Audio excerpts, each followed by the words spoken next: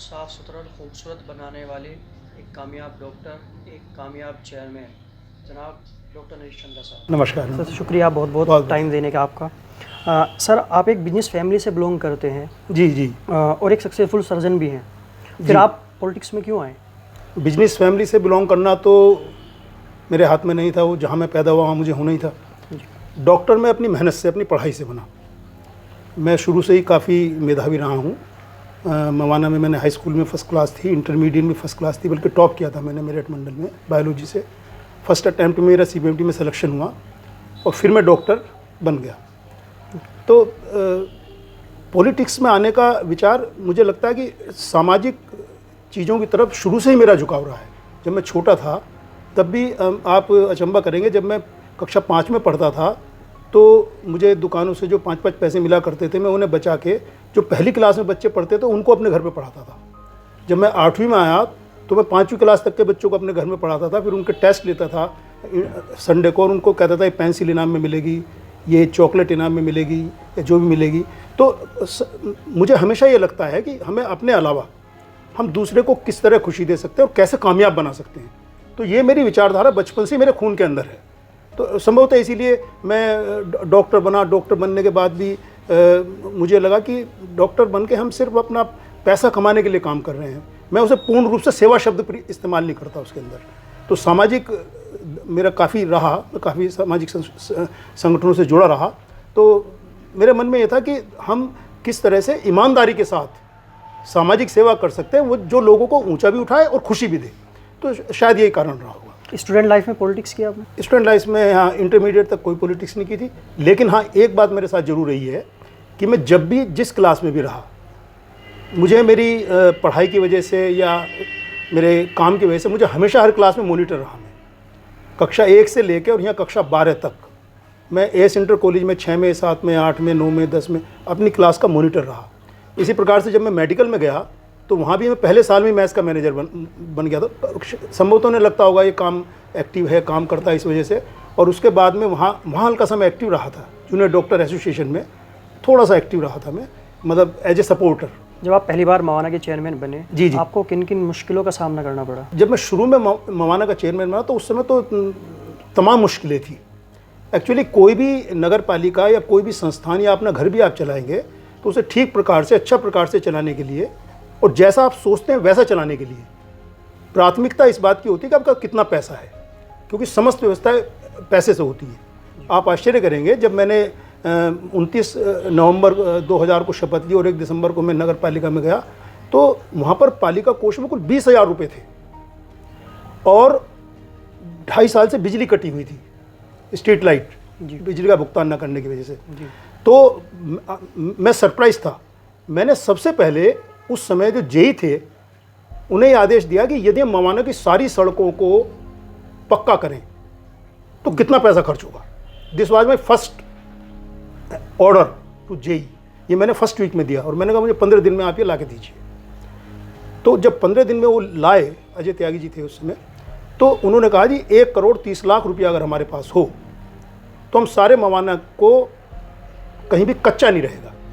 ये मुझे रिपोर्ट मिली उस समय, और उस समय सिर्फ 20,000 रुपये थे और पालिका की आय 20 लाख रुपए प्रति वर्ष थी सिर्फ उस समय। हाँ बिल्कुल, मैं आपको ऑथेंटिक आंकड़े जिम्मेदारी के साथ बता रहा हूँ। तो जबकि वेतन में पैसा जाता था और चीज़ें खर्चे होती थी, इंफ्रास्ट्रक्चर अलग चीज़ है और सपोर्टिव एलिमेंट अलग होता है, स्ट्रीट लाइट है, पानी है, ये चीज़ें अलग होती हैं। तो मैंने कहा कि मुझे ये फील हुआ कि मेरा चेयरमैन बनने से कोई फ़ायदा नहीं हुआ।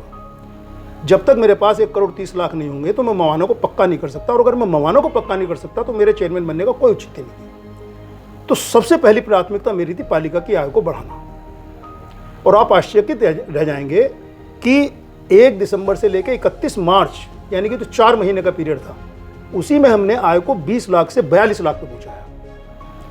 अभी आप आश्चर्यचकित होंगे कि आखिर ऐसा कैसे हुआ, क्योंकि मेरा मेन लक्ष्य था कि मेरे पास 1.25 करोड़ रुपया होना चाहिए 5 साल में, तभी मैं मवाना की सड़कों में पूरा कर सकता हूँ। ये जुनून था मेरा। तो वो ऐसे पहुंचाया कि आप आश्चर्यचकित रह जाएंगे कि जो नगर पालिका की लगभग 150 दुकानें किराए पे थी सब्जी मंडी में, बाकी उनका किराया कितना था, किसी का 10 रुपये, किसी का 15 रुपये, किसी का 5 रुपये। तो मैंने पूछा भाई ये क्या तमाशा है वो हो रहा है। बोले सर ये 1952 में जो तय हुआ था किराया वही चल रहा है, और उसमें भी लाखों रुपया किराए का बकाया था, किराए की वसूली नहीं होती थी। तो मैंने जनवरी में ही सब किराएदारों की मीटिंग बुलाई और उनसे कहा कि देखिए किराया 5 रुपये नहीं चलेगा, क्योंकि उस समय जो मेरी कंसल्टेशन फीस थी 50 रुपये थी। तो मैंने कहा देखिए मैं एक डॉक्टर हूँ और मैं एक दस्तखत करने के 50 रुपये लेता हूँ, तो 50 रुपये से कम किराया तो हो ही नहीं सकता, क्योंकि मुझे आपकी फाइलों पे दस्तखत करने पड़ेंगे कई जगह पे। ये इंटरेस्टिंग चीज़ है। तो और उसी समय मैंने सबका जो है दुकानों की बहुत सारी दुकानें ऐसी थी, लगभग 80%, जिसमें जो मूल किराएदार थे मर चुके थे, उसके वारिस मर गए, फिर उसके वारिस, और उसके अलावा भी चौथा आदमी, 4th पार्टी चल रही थी उस समय। तो मैंने नगर पालिका बोर्ड में प्रस्ताव रखा, मैंने कहा जितने भी ये मकान हैं सब ये निरस्त किए जाएंगे और जो वारिसान हैं उनको दिया जाएगा, उनके हमने प्रीमियम तय किया कि इनको मिलेगा, और अगर कोई लेना चाहता है उसका प्रीमियम तय किया, और उसी से हमें लगभग 15 लाख रुपए की आय हुई थी उस समय जनवरी में, और किराया बढ़ा के जो था वो 50,000 रुपये पहुँच गया था। अब तक के मवाना के सबसे कामयाब चेयरमैन आप माने जाते हैं, तो इसके पीछे आप अकेले हैं या आप किसी और से भी मशवरा करते हैं? नहीं, अगर मैं ईमानदारी से सच्चाई से कहूँ तो मैं यूजुअली अपने दिमाग से काम करता हूँ। मैं किसी दबाव में या किसी भी प्रकार के राजनीतिक हस्तक्षेप से परे रह के काम करता हूँ, ये मेरी नेचर है। आप भी चेयरमैन रहे, आपकी वाइफ भी चेयरमैन? जी। दोनों में से अच्छा कार्यकाल आप कौन सा मानते हैं? इसका देखिए, जैसे मैंने अभी पहले आपसे कहा कि अच्छा कार्यकाल बनाने के लिए अच्छी सोच के साथ पैसा भी होना चाहिए जी। तो पहला जो कार्यकाल था, जो मैंने आपको भी बताया, तो टोटल 5 साल में उस समय 12 करोड़ रुपया आया, जिसमें 7 करोड़ शासन से आया 5 साल में, और 5 करोड़ रुपए आए नगर पालिका की। वो भी अगर 20 लाख रहती तो 1 करोड़ ही होती। मैंने 5 करोड़ रुपये, मतलब 3 साल में 1 करोड़ रुपये पहुँचा दिया था आय को नगर पालिका की, तो 5 करोड़ आए थे और 12 करोड़ से काम किया। इस बार 84 करोड़ रुपया 5 साल में आया, जिसमें से 57 करोड़ रुपया उसका आया शासन से। और तो इसलिए कार्यकाल वो भी अच्छा था।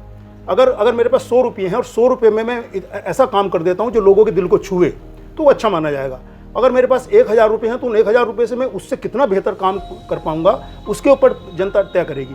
तो ये तो निश्चित तौर पर माना जाएगा कि 2012 में और 2000 का कंपैरिजन काम की दृष्टि से इसलिए नहीं हो सकता कि 2012 से 17 के बीच में बहुत सारी नई चीज़ें हुई। क्योंकि जिस समय 2000 में मैं चेयरमैन था, उस समय फेसबुक भी नहीं था, उस समय डिजिटल कुछ नहीं था, उस समय इलेक्ट्रॉनिक्स आइटम इस तरीके की नहीं थी। तो 2012 से 2017 तक तो हमने एक विदेश बनाने के लिए काम किया।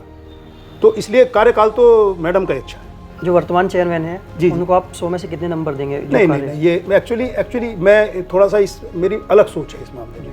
मेरा ये मानना होता है कि डेमोक्रेसी में एक व्यवस्था है, एक भारतीय संविधान है, उसके अंतर्गत एक धारा है, उसके अंतर्गत नगरपालिका एक्ट बना।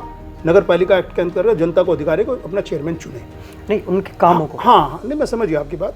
लेकिन जब जनता किसी को चुनती है तो मेरी ये सोच है, बाकी लोग उससे सहमत हों या ना हो, मेरा इससे कोई फर्क नहीं पड़ता। मैं ये मानता हूँ कि जनता जिसे चुनती है, हमें उसके काम के बारे में या उसकी आलोचना करने का कोई अधिकार नहीं है, क्योंकि वो फैसला पूरा जनता का होता है। अब वो जैसा भी काम कर रहे हैं अयूब कालिया जी, मैं उसके बारे में ये नहीं कहूँगा कि उन्हें वो काम अच्छा नहीं कर रहे हैं या वो काम ख़राब कर रहे हैं या वो और बेहतर कर सकते हैं। वो जैसा उनकी सोच है, जैसी उनकी समझ है, उसके आधार पर पूरा काम कर रहे हैं वो। और नंबर देने वाला मैं कोई नहीं, नंबर देने वाली जनता है। नहीं, आप 10 साल रहे हैं नगर जी, तो आपको ज़्यादा पता है इस बात? नहीं, मुझे मालूम, मुझे तो 2006 से 2012 का भी पता है जी। उसके बीच में भी एक गैप था हमारे बीच में, और अभी भी एक गैप है। तो इसमें एक्चुअली नंबर नहीं दे सकते। जब हम नंबर देते हैं तो एक्चुअली हम जनता को ही नंबर देते हैं, और डेमोक्रेसी में जनता महान होती है, तो जनता को हम कोई नंबर नहीं दे सकते। वो तो जनता का फैसला है, जनता ने जो किया उसके आधार पर जो फल उसे मिल रहे हैं। अब आप पूरे देश में देख रहे हो किस तरह के माहौल चल रहा है, जनता जो चुनती है उसके आधार पर उस पर कमेंट नहीं, मतलब कम से कम मुझ जैसा व्यक्ति जो जानता है कानून क्या है, व्यवस्था क्या है, संविधान क्या है, मेरे नंबर देने या ना देने से कोई फर्क नहीं पड़ता। सत्ता का कितना दबाव होता है चैनल पर? सत्ता का दबाव बहुत होता है। सत्ता का दबाव विशेष रूप से मतलब ये मजे की बात है कि मैं लगभग सभी सरकारों में काम किया। मैंने जब मैं 2000 में बना था तो उस समय भाजपा की सरकार थी, अतुल जी उस समय विधायक थे। उसके 1.5 साल बाद ही जो सत्ता परिवर्तन होना था वो नहीं हो पाया, बसपा की सरकार आई 1.5 साल के लिए। जब 2000 में चुनाव बीजेपी का और बीएसपी का हुआ था कि आधा आधा रहेंगे। जब उनका आधा कार्यकाल, यानी कि मायावती जी कार्यकाल में मैं लगभग 1.5 साल रहा। उसके बाद में सपा आ गई, क्योंकि मायावती जी ने कुर्सी छोड़ने से मना कर दिया, तो भाजपा ने सपा को पीछे से सपोर्ट किया और आजम खान जी नगर विकास मंत्री बन गए। तो उस समय तीनों कार्यकाल मैंने देखे, भाजपा का भी देखा, सपा का भी देखा और बसपा का भी देखा। अब वर्तमान में जब हुआ तो 2012 में अखिलेश यादव जी का कार्यकाल था, सपा का, जब मैं बना, और जब एंड हुआ तो उस समय भाजपा का कार्यकाल आ गया।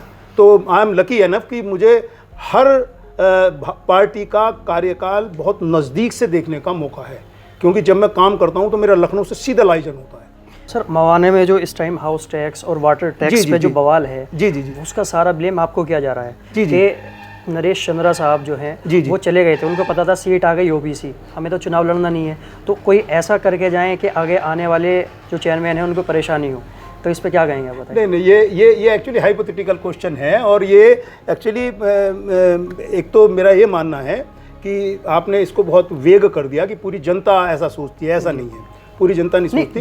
जनता कम सोचती है, जो वहाँ जो बैठे अधिकारी हैं या वो ज़्यादा कह रहे हैं कि वो या तो वो आपको अगर बदनाम करने की बात है, जो भी चीज़ें हैं। देखिए, अगर वो ऐसा सोचते हैं जो अधिकारी हैं, तो फिर मुझे बड़ी शर्मिंदगी के साथ कहना पड़ेगा कि वो अधिकारी होने लायक ही नहीं है। अगर नगर पालिका का कोई भी व्यक्ति इस पूरे सिस्टम को, जो कर निर्धारण का सिस्टम है, इसमें अगर कुछ कहता है, यानी कि अगर अधिकारी, मुझे पता नहीं कौन कहते हैं, आप किस वे में बात कर रहे हैं, लेकिन अगर कोई कहता है, मैं उसे हाइपोथेटिकल है, वैसे कहना नहीं चाहिए उन्हें, क्योंकि एक ईओ को, एक कर निर्धारण अधिकारी को, एक वाटर वर्क्स इंजीनियर को, जितने भी अधिकारी होते हैं, ये सब सेंटर, केंद्र से, राज्य से आते हैं, लखनऊ से आते हैं, और उनको पूरी चीज़ें पढ़ाई जाती हैं, बताई जाती हैं, और जो नगर पालिका एक्ट में व्यवस्थाएं हैं उनका पालन करना उनकी ड्यूटी है, ईओ की सबसे ज़्यादा ड्यूटी होती है। तो जो कर निर्धारण नियमावली बनी हुई है वो नगर पालिका का रोल नहीं है, ये शासन के आदेश थे, शासन की बनाई हुई नियमावली है। बिल्कुल, मैं अभी आपको नगर पालिका एक्ट दिखा देता हूँ, जो उस नियमावली में है वो एक एक शब्द नगर पालिका एक्ट में लिखा हुआ है, उसकी नकल उतारी गई है। बल्कि इसको अगर मैं स्पष्ट करूं तो हमने 6 गुना कम किया टैक्स, जो शासन के द्वारा निर्धारित दरें थी, यदि वही लग जाती, जो अब टैक्स जो है उसका 6 गुना टैक्स होता। और उससे पहले हमने पूरा 3 घंटे डिस्कशन किया था, हमारे सारे सभासद बैठे थे, तो हमने कुल 1 रुपये 90 पैसे, 70 पैसे, 40 पैसे स्क्वायर फुट कारपेट एरिया का। अच्छा, आप मुझे खुद सोचिए, आप बिल्कुल ईमानदारी से हमें सोचना चाहिए, एक चेयरमैन के रूप में नहीं और एक उसके लिए, कि यहाँ पर मवाना में लगभग 4-5 हज़ार बिल्डिंग ऐसी हैं जो किराए पे हैं। तो अमूमन आपको पता होगा कितने किराए पे यहाँ बिल्डिंगें मिलती हैं, ठीक है। तो नगर पालिका ने जो उस समय नियमावली, कर निर्धारण नियम, स्वयं कर निर्धारण नियमावली जो बनाई, तो उस समय सिर्फ आप देखिए टैक्स की कितनी कम दरें थी, 50 पैसे, 70 पैसे, 90 पैसे, हो सकता है 10-20 पैसे का मुझे ध्यान न रहा हो, पर स्क्वायर फुट। यानी कि यदि कोई 100 गज का मकान है, 100 गज का मकान का मतलब 900 स्क्वायर फुट का मकान है, तो उसको अगर आप उससे गुणा करेंगे 70 पैसे से, तो 970 या 630 रुपये हुआ उसका। तो क्या एक 100 गज का मकान 630 रुपये प्रति माह के किराए पे मिल जाएगा मवाना में आज की तारीख में? जहाँ तक मेरी जानकारी है, जितना मैं जानता हूँ, क्योंकि मेरी भी किराए पे बिल्डिंग है और मैं जानता हूँ, तो मकान वो कम से कम 4000 रुपये महीना किराए पे होगा। तो हमने एग्जैक्टली तय करके सभासदों के साथ बैठ के डिस्कशन करके 6 गुना कम किया था उसको, जो रेट हमारे हैं आप देख लीजिए, उसको ईमानदारी से हमें विश्लेषण करना चाहिए। तो ये बवाल नहीं है, ये भाई विकास तो हो ही नहीं सकता बिना टैक्स के।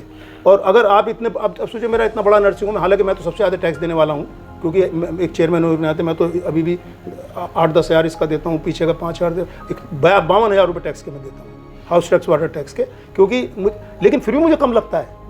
मुझे इसलिए कम लगता है कि नर्सिंग होम क्या मेरा ये 14,000 रुपये महीना किराए का है कुल, अगर मैं आज से किराए पर उठाऊँ तो 2 लाख रुपये महीना किराए पर उठ सकता है। ये फ्यूचर में आप चेयरमैन का चुनाव लड़ेंगे?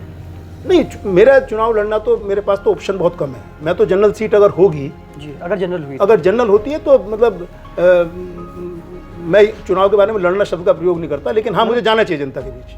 अगर मैं अभी लड़ने के मैं चुनाव में भागीदारी मानता हूँ, मैं लड़ना शब्द, हाँ, मतलब चुनाव में हिस्सा लेंगे, हाँ हिस्सा लेंगे, हाँ बिल्कुल ठीक रहेगा, हिस्सा बिल्कुल सही है। अब चुनाव में हिस्सा लेंगे, हाँ चुनाव में हिस्सा लेंगे अगर जनरल सीट होती है। नंबर 3 कंडीशन है उसमें, नंबर 1 जनरल सीट हो, नंबर 3 में तब तक जीवित रहूँ, नहीं मतलब बिल्कुल ये स्वाभाविक है ना, बिल्कुल it is a natural. Number 3 मेरा परिवार जो है, मेरा बेटा, मेरी वाइफ और ये सब लोग मुझे परमिशन दें, और मैं 99.9% निर्दलीय चुनाव लड़ूंगा। मतलब ये भी मैंने लगभग मेरा तय, अगर होता है चुनाव तो इस जिम्मेदारी मेरी निर्दलीय। लेकिन जैसे आपकी तो फैमिली छोटी सी हो गई, मवाना तो एक आपकी बड़ी फैमिली, उसको ज़्यादा ज़रूरत है आपकी। हाँ तो बिल्कुल मैं कह रहा हूँ आपसे, हाँ तो बिल्कुल नहीं, अगर ऐसा हुआ फैमिली ने परमिशन ना दी लेकिन नहीं देगी, मवाना ने कहा नहीं फैमिली मुझे अच्छी तरह जानती है। आप मतलब भाई मेरी पत्नी हो गए 35 साल हो गए, बेटा मेरा खुद उसका पॉलिटिक्स में मुझसे ज़्यादा रुझान है, वो तो मुझे प्रमोट करता है बहुत कि पापा आप जैसे लोगों को आना चाहिए। तो बेटा तो मैंने करेगा नहीं, जो उसकी वाइफ है वो मैंने नहीं, कोई ससुर की लिहाज करेगी, और जो मेरी पत्नी है ये कर सकती है, लेकिन ये भी शायद ना करे। सर मवाना में आपकी पहचान रही है कुछ ना कुछ नया करने की। जी जी जी बिल्कुल बिल्कुल। आप एएसपीजी कॉलेज के सचिव रहते जी, समय जी, अपने जी। कॉलेज के लिए क्या क्या किया है? नहीं एएसपीजी कॉलेज का सेक्रेटरी तो बहुत कुछ किया उस समय।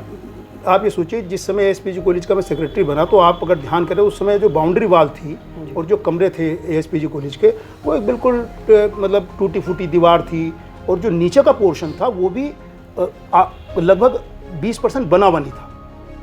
तो मैंने टोटल जो पहला कार्यकाल, दूसरा कार्यकाल, 6 साल के अंदर अंदर ही इसके ऊपर पूरा डबल स्टोरी किया इसको, शानदार लाइब्रेरी बनी। उसके अलावा फिर मैं इसके अंदर पीजी के अंदर बहुत सब्जेक्ट लेके आया मैं, जैसे एमएससी बॉटनी भी मेरा ही प्रयास रहा लाने का, एमएससी केमिस्ट्री आई, एमकॉम और एमए इंग्लिश पहले से थी यहाँ पे।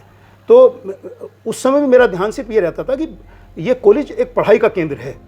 तो मैंने जितनी भी व्यवस्था की कि जैसे वाटरफॉल का बनवाना, एक सामुदायिक हॉल का बनवाना, फर्स्ट क्लास टॉयलेट्स बनवाना, लाइब्रेरी बहुत खूबसूरत बड़ी लाइब्रेरी मेडिकल कॉलेज स्टाइल की बनवाना, केमिस्ट्री लैब हमने इतनी टॉप की बनाई, बिल्कुल सारी zoology lab, chemistry lab, bio, आप देखेंगे तो आप वो टोटल में बैठा करता था, खुद बैठ के कुर्सी टाइल लगवाया करता था उन्हें। तो मुझे अच्छा लगता था कि जब बच्चे आएँ तो उन्हें पढ़ने में मन लगे। तो वहाँ उस समय बहुत काम किया, मतलब एएसपीजी कॉलेज में मुझे काम करके अच्छा लगता है, लगा काफ़ी, और पढ़ाई का भी मैं मानता हूँ कि काफ़ी कामयाब रहे उसमें। बीजेपी और आरएसएस में आप क्या फ़र्क मानते हैं? नहीं फ़र्क है। बीजेपी एक टोटली पॉलिटिकल पार्टी है। अब आप ये कह दें कि आरएसएस उसको बीजेपी को सपोर्ट करती है या बीजेपी आरएसएस को सपोर्ट करती है, तो इसका भी हमें क्लियर होना चाहिए। आरएसएस तो 1925 में स्थापना हुई थी, हमें चीज़ समझनी चाहिए, है ना, और बीजेपी 1981 में आई। आप सोचिए, पहले अगर हम जनसंघ को भी माने तो तब भी 1951-52 में आया वो, है ना। तो आरएसएस के कुछ लोग जनसंघ में आए, लेकिन जो जनसंघ के रूप में फिर बाद में भाजपा में आए, तो भाजपा का जो कुनबा बढ़ा, जो भाजपा में इस समय अगर सपोज करिए 1 करोड़ आदमी हैं, मानिए आप, जो मेरा मानना है, क्योंकि मैं आरएसएस में भी रहा हूँ, काफ़ी एक्टिव रहा हूँ, तो हो सकता है उसमें से 40 लाख लोग आरएसएस के ना हों, या 20 लाख लोग ही आरएसएस के हों। तो भाजपा में जो सब हैं वो आरएसएस के नहीं हैं, लेकिन आरएसएस में जो सब हैं, आरएसएस में जितने लोग हैं, उनकी सोच अलग होती है। उनमें से मुझे लगता है कि 95% भाजपा में होंगे। सर पहला चुनाव आपने लड़ा बीजेपी से? जी जी जी बिल्कुल। और सर जो लास्ट चुनाव रहा, ये निर्दलीय, जी जी निर्दलीय लड़ा, और जो अब जो चुनाव हुआ था लास्ट वाला, ये जी नगरपालिका का, इसमें आपने आरएसएस के कैंडिडेट की उन पे स्टैंप लगी थी कि आपने उनको सपोर्ट किया? नहीं, मैंने एक्चुअली अब देखिए आपने प्रश्न किया है, हालांकि मतलब ये बड़ा मतलब मुझे इसका जवाब देते हुए क्योंकि किसी की आलोचना करनी पड़ेगी, जो कि मैं पसंद नहीं करता फंडामेंटली, क्योंकि उसका मुझे कोई अधिकार नहीं है। मैंने एक्चुअली क्या, मेरा जो इसके, मैं चलिए आपको बता देता हूँ पर्दे के पीछे थोड़ी सी कहानी। हाँ नहीं, कोई दिक्कत नहीं हुआ, क्योंकि वो उससे कोई फर्क नहीं हुआ। मैं एक्चुअली जो 2000 से 2005 चेयरमैन रहा जी, फिर मैं 2006 से लेकर 12 तक नहीं रहा जी, 12 में फिर आए हम। तो उस समय रवि गोला जी की पत्नी सुदेश बाला चेयरमैन थी। तो जब 2012 में दोबारा आया, तो मैंने जब सब पत्रावलियों को देखा, सारे सिस्टम को देखा, सारी चीज़ों को देखा, तो मैं शॉक्ड रह गया। इतना करप्शन उस पीरियड में हुआ और ऐसी ऐसी चीज़ें हुई जो आम आदमी की कल्पना से बाहर हुई। लेकिन क्योंकि मैं फाइलों का कीड़ा हूँ और पढ़ना जानता हूँ, चीज़ों को पढ़ के नोट्स बनाना भी जानता हूँ मैं, तो जब ये 2017 का चुनाव की बात आई, तो मैं उस समय वैसे भाजपा में एक्टिव नहीं था, ना ही आरएसएस में एक्टिव था। मैं लगभग 2008 के बाद से मेरा वो कम हो गया था, है ना। वो भी इसी वजह से नगर पालिका, क्योंकि जिस समय गोला जी चेयरमैन बने तो उसके करीब 6 महीने बाद ही मैंने संघ को एक अपनी रिपोर्ट भेजी थी कि ये इस तरह से काम कर रहे हैं और ये ठीक नहीं है, ये भाजपा की छवि को भी खराब करेगा और इसमें बदलाव होना चाहिए। मैंने संघ के बड़े लोगों को भेजी थी रिपोर्ट, लेकिन उसमें कुछ नहीं हुआ। मैंने कई बार लोगों को आगाह किया, कुछ नहीं हुआ। तो मैंने कहा कोई फ़ायदा नहीं है, फिर तो इसका मतलब ये जो चुना गया वो चुना गया। तो उससे क्या हुआ, मेरे अंदर थोड़ी सी मुझे बुरा लगा। ये मैं आज आपको बिल्कुल दिल की बात बता रहा हूँ, मुझे बुरा फील हुआ और मैं हल्का हल्का अलग होता चला गया। मैंने कैसे सिस्टम में रहने का क्या फ़ायदा, जहाँ पे सही बात को कहते तो सब सही, यहाँ साहब ऐसा हो रहा है, लेकिन एक्शन कोई नहीं लेता। तो 2017 में मेरी जितनी भी लिंक्स थी कुछ लोगों से, आज भी हैं मेरी संग में, कुछ मतलब हर व्यक्ति के बहुत नज़दीक होते हैं कुछ लोग, तो मैंने उनसे कहा कि देखिए ये इनका जो कार्यकाल था बहुत ख़राब था, और मेरा ये आपसे निवेदन है कि आप इनको टिकट ना दें। ठीक है। क्योंकि इनको टिकट आप देंगे तो ये नहीं जीत सकते चुनाव। आप सर्वे करा लें जी। क्योंकि मुझे पता था पब्लिक में क्या छवि है, किस तरीके की छवि है। तो लेकिन अब येन केन प्रकरण जैसे भी, तो आपको पता है टिकट कैसे मिलते हैं, क्या होता है, उनको टिकट मिल गया था। तो मैं अशोक चौधरी जी को मैंने बहुत बाद में सपोर्ट किया। मैं केरल चला गया था, उसमें अंडरग्राउंड हो गया था एक तरीके से। मैं चाहता नहीं था कि इलेक्शन में इन्वॉल्व रहूँ, मैं तो 6-7 दिन के लिए केरल चला गया था चुनाव के ठीक एन मौके पे, ताकि मुझे लोग, लेकिन मैं ये पसंद नहीं करता था कि गोला जी दोबारा चुनाव जीते। मैं बिल्कुल क्लियर कह रहा हूँ ये, हालांकि मुझे इसका खमियाजा भुगतना पड़ सकता है क्योंकि वो करेंगे, लेकिन इसका कोई फर्क नहीं पड़ता। मेरी ये बिल्कुल, मैंने गोला जी के विरोध के लिए काम किया, ना कि जी आप, हाँ वो समझ गए। आप समझ गए बात सर जैसे गोला जी के बाद तो आप चेयरमैन बने। हाँ गोला बाद में, जी जी जी। तो आपने जांच क्यों नहीं कराई? नहीं, जांच हुई तो सर कुछ भी हो तो अरे जांच हुई, नहीं, अरे साहब मैं दिखाऊँ आपको हजारों पन्ने। मैंने 3 महीने के अंदर ही आजम खान जी को भेजा, जांच हुई, जांच में आरोप सिद्ध हुए। आर के प्रसाद उस समय वो थे, ईओ थे, उनके खिलाफ रिकवरी निकली, जांच हुई, मैंने सब भेजी जांच। लेकिन जैसे अभी आपने मुझसे शुरू में कहा था शिकायत होती रहती है, कोई फर्क नहीं पड़ता, तो ऐसा ही होता है शासन। मैंने पूरी जांच की और बहुत मेहनत से जांच की। मैंने जो आजम खान जी को भेजे थे वो रिकॉर्ड मेरे पास आज भी पूरा का पूरा रखा है उसकी। आजम खान जी ने डीएम से कराई, कमिश्नर से कराई, सबने अगेंस्ट रिपोर्ट भेजी, हाँ साहब करप्शन हुआ है। फिर उसके बाद टीएससी से भी जांच हुई और बहुत सारी जांचें हुई, लेकिन इस बीच में 4 साल निकल गए। लेकिन बाद में ये भी हो गया हाँ साहब ये हुआ है, तो उसमें निर्माण कार्यों की सूची भी निकली, लेकिन इनसे रिकवरी करी जाए, लेकिन कुछ हुआ नहीं कुल मिला। सर अभी हम आ रहे थे तो नगर पालिका के एक कर्मचारी हमें मिले, तो पूछे थे कहाँ जा रहे हैं, तो हमने कहा डॉक्टर साहब का इंटरव्यू है। जी जी जी बिल्कुल। तो उन्होंने कहा हमारा नाम नहीं लेना, लेकिन क्वेश्चन करने हैं। जी जी बिल्कुल। 2 क्वेश्चन। नहीं बिल्कुल बिल्कुल बिल्कुल बिल्कुल बिल्कुल। तो उन्होंने कहा एक तो जो वेस्टेज नगर पालिका की थी आपके टाइम पे नीलामी हुई थी। हाँ पहले भी हुई थी, अब भी हुई। ठीक है, लेकिन इस बार नहीं हुई। इस बार जो उन्होंने कहा है कि जो वेस्टेज था चंद्रा जी के टाइम का और प्लस अब का, वो है ही नहीं वहाँ पे मौजूद। 2000 में जब मैं चेयरमैन बना तो उस समय भी जनवरी में हमने जितना वेस्ट उस समय था जी उसकी नीलामी करी थी। ठीक है। टोटल पूरा जो नियम है, कायदे हैं, कानून है, उसके आधार पर पूरी सार्वजनिक नीलामी हुई थी। और उससे मुझे एग्जैक्टली ध्यान नहीं है, लेकिन लाखों रुपया आया था। उसके बाद में जब 2012 में बने तो क्योंकि मेरा एक्शन होता है, क्योंकि वो सब पूरी जगह भरी पड़ी है, ट्रैक्टर खड़ी करने की जगह नहीं है, दिक्कत। उस समय बहुत बड़ी नीलामी हुई थी, 2014 में या 15 में हुई होगी, है ना। तो उसके बाद से उसके बाद जो चीजें होंगी जी अब तक जो वेस्टेज सामान होगी वेस्टेज वो नहीं है होना। तो वो ये कह रहे थे कि डॉक्टर साहब से पूछना अगर आप आए तो क्या वो जांच होगी या नहीं होगी। अगर आप आए के लिए तो पहली कंडीशन ये है कि जनरल सीट हो जी, दूसरी कंडीशन ये मैं जिंदा रहूं, तीसरी कंडीशन है तीनों कंडीशन हमने सुन लिया। क्वेश्चन मार्क इस पे है अगर आप आते हैं वो तो उस समय जांच होगी। नहीं होनी चाहिए मेरे हिसाब से होनी चाहिए। मतलब ऐसा नहीं हो सकता वेस्टेज ना हो, ये असंभव है। क्योंकि कम से कम 10 चीजें मेरी निगाहों में हैं जी, जो हमारे कार्यकाल में थी, सड़कों पे चलती थी, अच्छी चलती, मुझे नजर ही नहीं आती हो। तो मैं सबसे पहले ये तो पूछूंगा जाके भी कहाँ है वो, अगर मुझे मतलब प्रकृति ने, भगवान ने मुझे मौका दिया तो मैं उन चीज़ों को तो देखूंगा, अपनी चीज़ों को। जो आदमी अपनी चीज़ें खरीदता है, कितनी मेहनत करके खरीदी, कुछ इटली से चीज़ें आई, कुछ कहीं से आई, मैं कंपनियों में गया तो मैं देखूंगा तो जरूर कहाँ है भाई वो चीज़ें। ऐसा नहीं हो सकता। और अगर वो नहीं होंगी तो फिर नगर पालिका में सिस्टम है जी, एक एक चीज़ मिलेगी, एक एक चीज़ मिलेगी, और नहीं मिली तो फंसेंगे। मैं बता रहा हूँ नगर पालिका सिस्टम इस तरीके का है, क्योंकि everything is recorded in store, उसको नंबर दिया जाता है। मैंने इतनी बढ़िया व्यवस्था की हुई थी तो, और मुझे पता है सर फाइल भी गायब हो जाती है। नहीं होगी, नहीं पता लग जाएगी, सब मिल जाती है। सर आपकी वाइफ जो जब चेयरमैन थी जी, वो सस्पेंड हुई थी तो उसका क्या रीज़न रहा? हाँ नहीं, वो एक्चुअली क्या हुआ उस समय, पहली बार तो निलंबित हुई थी, हाँ सस्पेंड हुई थी जी, सस्पेंड हुई थी। बल्कि वो भी बड़ा इंटरेस्टिंग है, 9 जुलाई 2014 को पहली बार सस्पेंड हुई थी वो, और उस समय रमज़ान का महीना शुरू हुआ था 3 जुलाई से, है ना। और मैं उस समय लखनऊ गया था, आजम खान जी से मैं मिला था उस समय। लेकिन उस समय जब मैं मालूम पड़ा तो विधायक जी का उस समय बहुत ज़्यादा दबाव था। इस प्रकार विधायक जी, उनके साथ के कुछ लोग थे, वो शिकायत करते रहते थे। और एक जो आर के प्रसाद जो ईओ था जिसे हमने भगाया था, वो पूरा इन्वॉल्व था इस पूरे सिस्टम के अंदर। तो आजम खान जी ने कर दिया सस्पेंड 9 तारीख। हालांकि वो 5-6 दिन बाद ही स्टे हो गया था वो हाई कोर्ट से वो 18 को 11 को लेटर मिला था हमें, और 18 को स्टे हो गया था, हाई कोर्ट ने स्टे कर दिया था।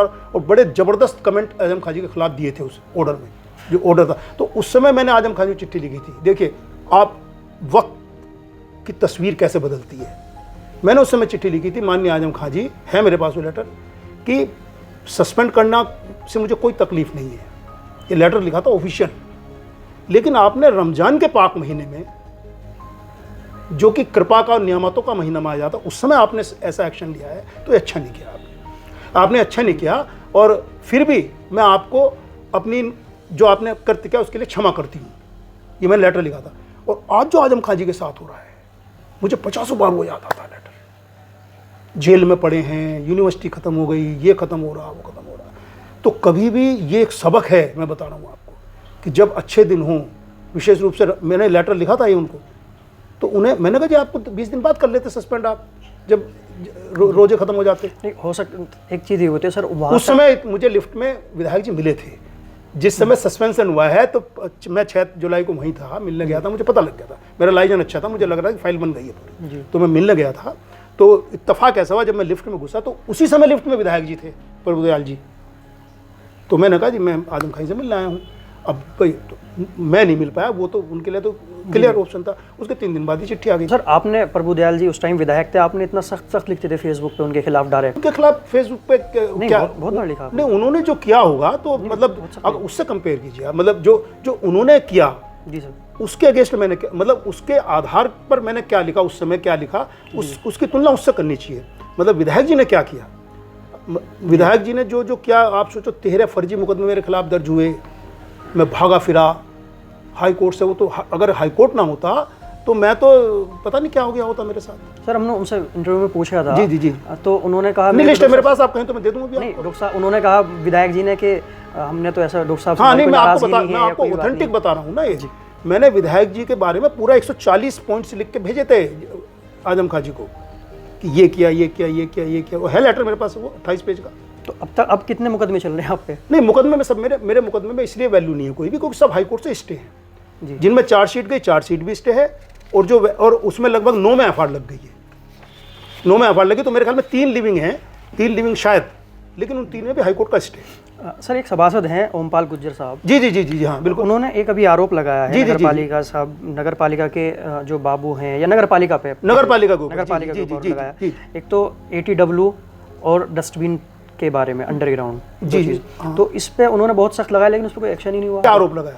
उन्होंने आरोप लगाया है कि जो ATW है, एनी टाइम वाटर, जो आपने लगाए थे, उसके जो लिए है, तो उन्होंने बहुत महंगे लिए हैं, और उनके जो आप नॉर्मल मार्केट में लोगे, नहीं तो हमने महंगे लिए क्या इन्होंने महंगे लिए? अब महंगे लिए, अब महंगे विद GST। जी हाँ, तो इतना कुछ है नहीं, लेकिन उस पर कोई भी रिएक्शन नहीं हो रहा। हाँ महंगे लिए गए, महंगे लिए गए। और जो अंडरग्राउंड डस्टबिन है, ये कहीं भी सफल नहीं है। ये तो जब बन रहे थे मैं तभी कहा it is wastage of money, क्योंकि सबसे पहले जो ये अंडरग्राउंड डस्टबिन बने थे, ये हल्द्वानी में बने थे, उत्तराखंड जी। जब हम चेयरमैन थे, मुझे पता लगा तो मैं गया था देखने के लिए जी। हल्द्वानी मेरे भाई रहते हैं, तो उस समय वहाँ के EO से मैंने बात की थी, तो मैं भी चाहता था बनवा लें इन्हें, लेकिन जब मैंने उसे देखा और अपना दिमाग मैंने लगाया, तो मैंने कहा it is a wastage of money, क्योंकि यहाँ मेंटेन ही नहीं कर सकते ये।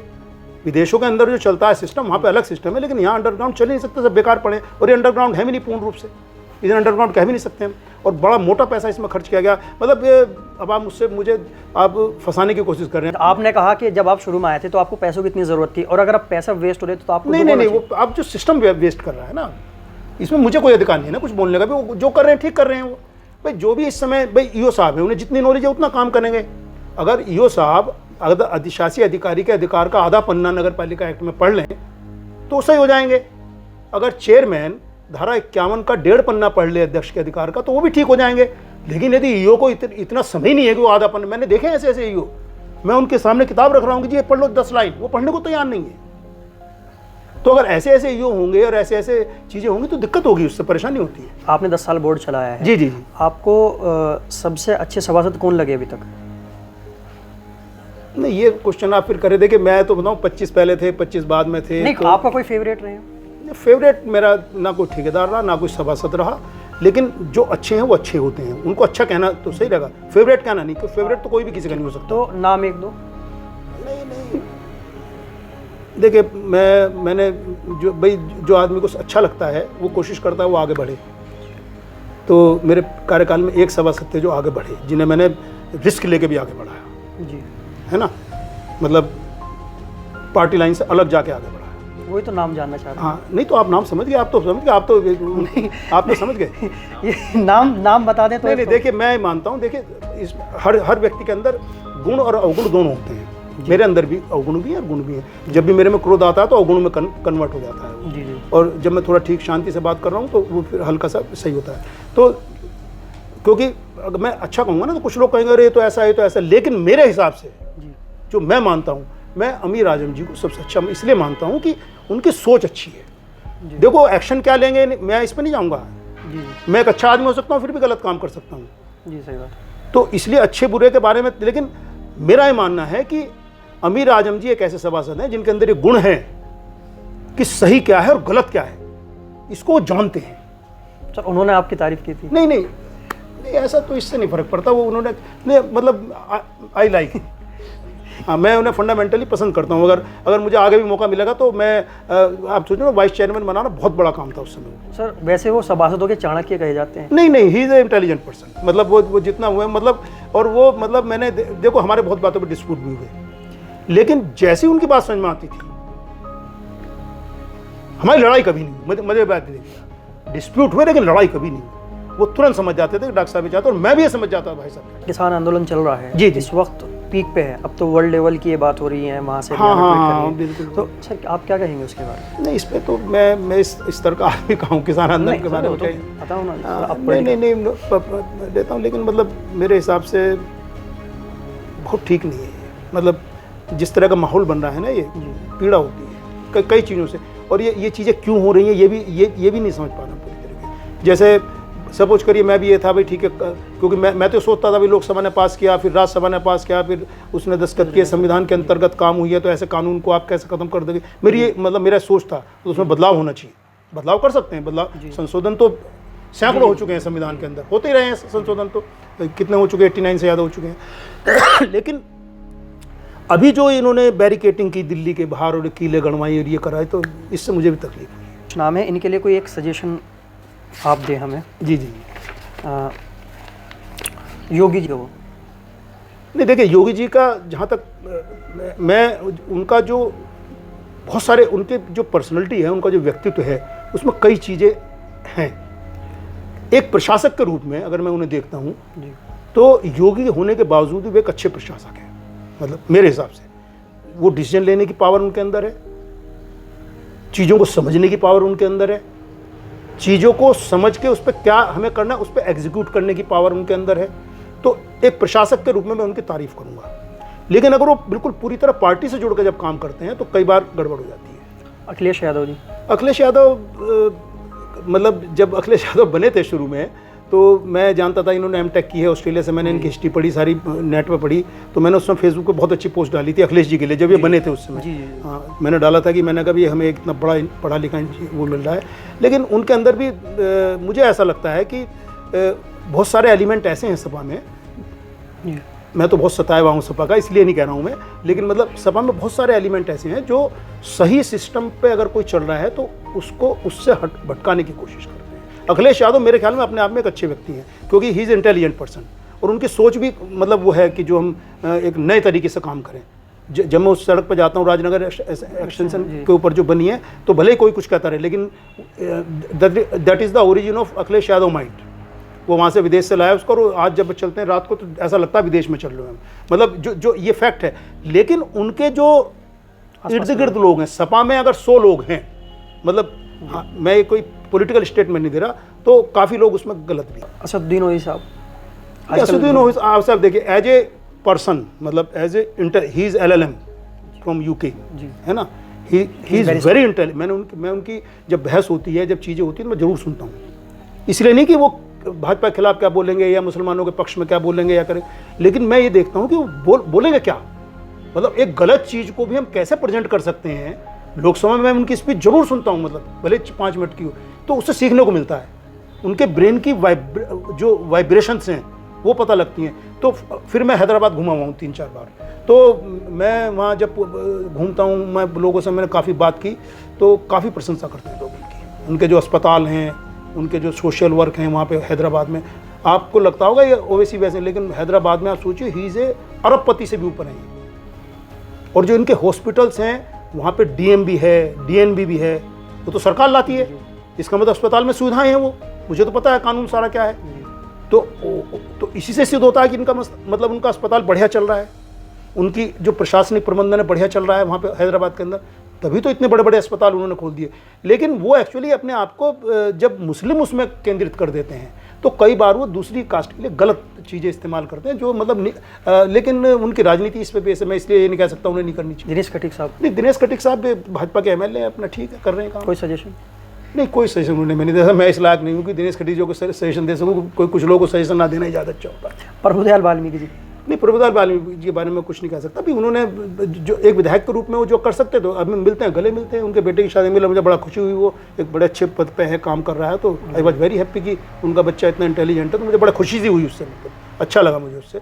तो प्रभुदयाल वाल्मीकि जी के बारे में फिर एक मैं अखिलेश यादव जी वाली बात कहूँगा। एज ए इंडिविजुअल अगर सिर्फ प्रभुदयाल वाल्मीकि के बारे में बात कर रहे हैं तो बहुत बार वो अच्छे आदमी है। अच्छा, हाँ, बहुत बार कह रहा हूँ मैं, ये नहीं कह रहा हमेशा। जी जी।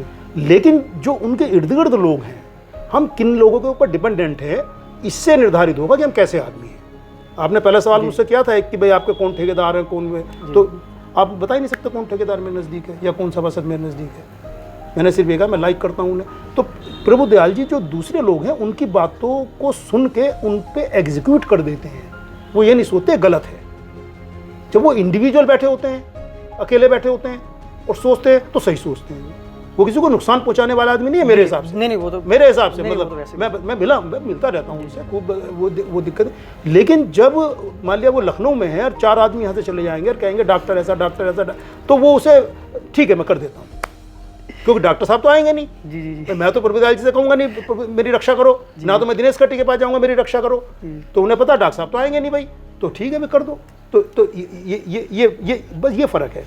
वरना राजनीति में जब कोई विधायक बनता है ना तो कुछ ना कुछ तो होता है इसमें। देखिए मैं बताता हूँ, पॉलिटिक्स में जब तक कुछ अच्छा ना हो, किसी भी लेवल पे हो, वो टांगों तक हो, घुटनों तक हो, जांघों तक हो, पेट तक हो, छाती तक हो, सिर तक हो, कुछ ना कुछ अच्छा जरूर होगा उसके अंदर। नहीं तो विधायक बन नहीं सकता। मैं बता रहा हूँ अयूब कालिया साहब। अयूब कालिया साहब तो भी मेरे साथ तो 2 बार सभासद भी रहे, मैं तो शुरू से जानता हूँ उन्हें। मतलब भाई मैं मानता हूँ एज ए इंडिविजुअल बहुत, मतलब मैं तो उन्हें पसंद करता हूँ, लेकिन वो बस वो दूसरों के प्रभाव में ज़्यादा काम करते हैं, जो मुझे लगता अब एज ए चेयरमैन, सभासद के रूप में नहीं। मैं तो कई बार मजाक करता था उनसे। मैंने कहा जब आप सभासद थे तब तो आप मुझे बोलने नहीं देते थे, आप 1-1 घंटे बोलते थे, मेरी खाट खड़ी कर देते थे आप कमरे में बैठ के। और अब जब आप अध्यक्ष बन गए अब आप पता नहीं बोलना भूल गए।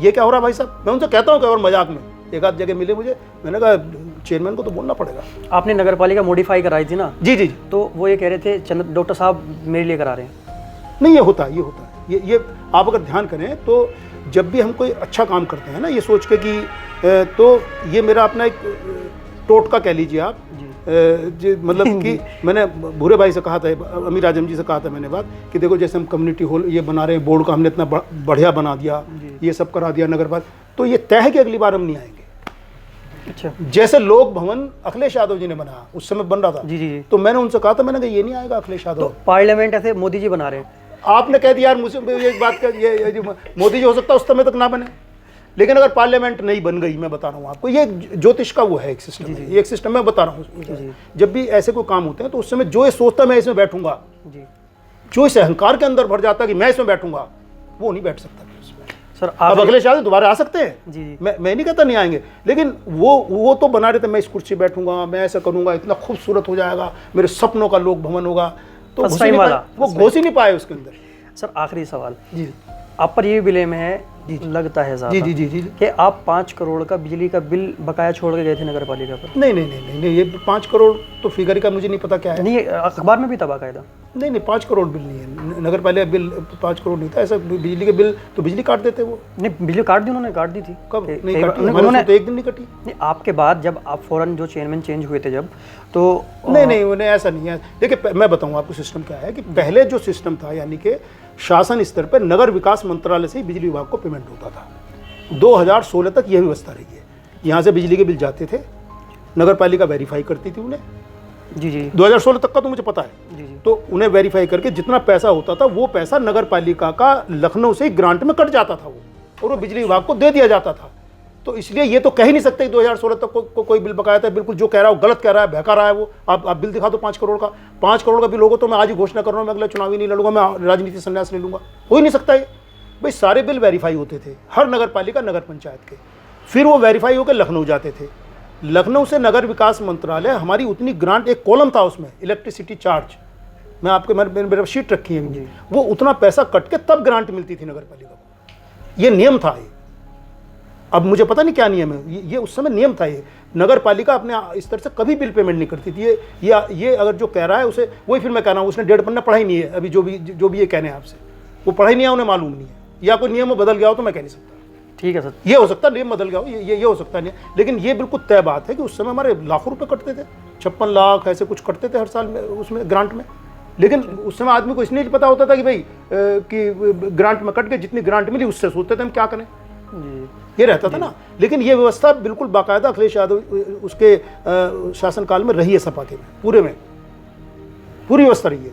मैं आपको ऑथेंटिकली और पूरी उससे कह रहा हूँ ये बात। अगर 5 करोड़ का बकाया बिल आप दिखा दें, मतलब अब इनका नहीं कह सकता मैं, जो व्यवस्था नहीं, जब आप छोड़ के गए थे नहीं उस समय हो ही नहीं सकता, इट इज़ इम्पॉसिबल। अगर थोड़ा मुंशी जी बनाते थे, सारे मुंशी साइन कराते थे, इतना मोटा गड्ढा होता था बिलों का, वो आते थे, मैं साइन करते करते हम लोग थक जाते थे। और मतलब कम से कम 100 पेज होते थे, और हर साल कटता था मार्च में। मार्च की जो ग्रांट आती थी उसमें कट के आता था वो। तो शासन स्तर से भुगतान होता था बिजली का। थैंक यू, आपने हमें इतना वक्त दिया। Thank you sir. देखो कोई सवाल रह गया तो नहीं, बस